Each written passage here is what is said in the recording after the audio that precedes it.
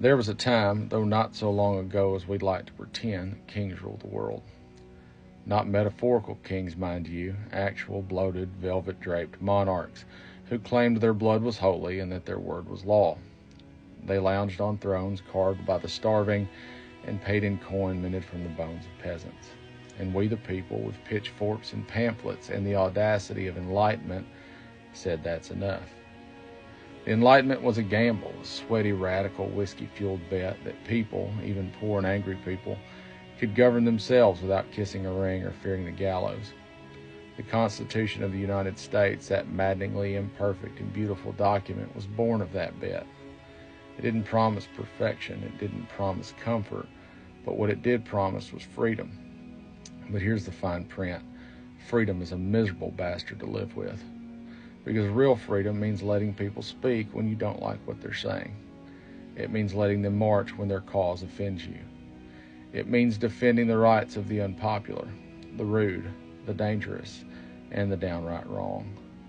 The moment we forget that when we allow rights to be conditional, transactional, or reserved for the likable, we've already begun the descent back to monarchy.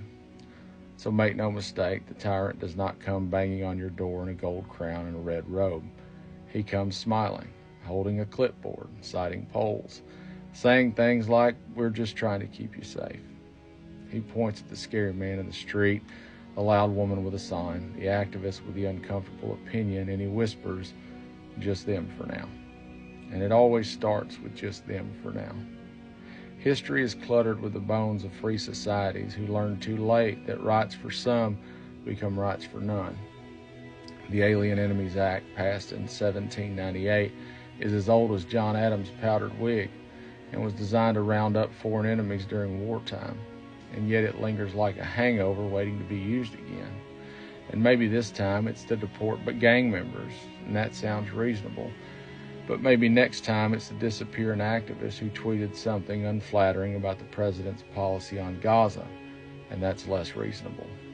But the mechanisms remain and the gears are oiled. All that's needed is the will. And tyrants, history tells us, never lack the will.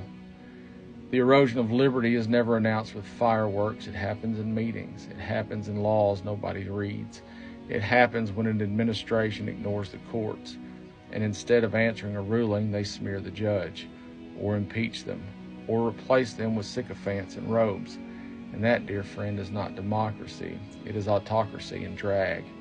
The moment the executive branch decides the judiciary no longer matters is the moment we stop being a nation of laws and start being a nation of whims.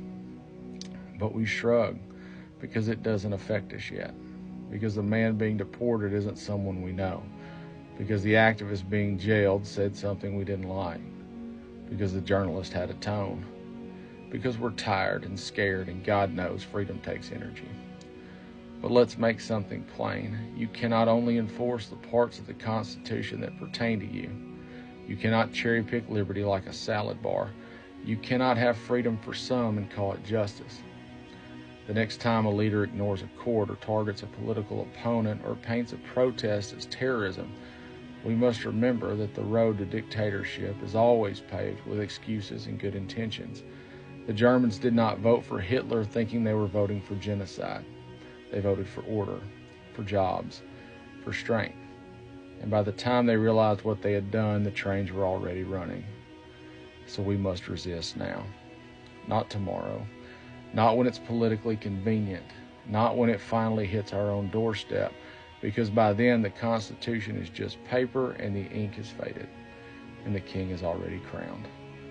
And we'll have no kings here. That was the bargain. So let us hold to it, bloody-handed if we must. Let the libertarian and the socialist, the Christian and the Muslim, the red-hatted patriot and the pink-haired protester all agree on this one thing, that the rights of one are the rights of all, because liberty, if it is to mean anything, must mean everything, and that means for everyone. Whether you agree with them or not, whether you like them or not, because if they come for them today, they will come for you tomorrow. And when that day comes, we must all stand together, mad as hell, loud as thunder, and utterly ungovernable by fear. And we must shout into the gathering dark, We'll have no kings here. Not now, not ever. Defiance till death.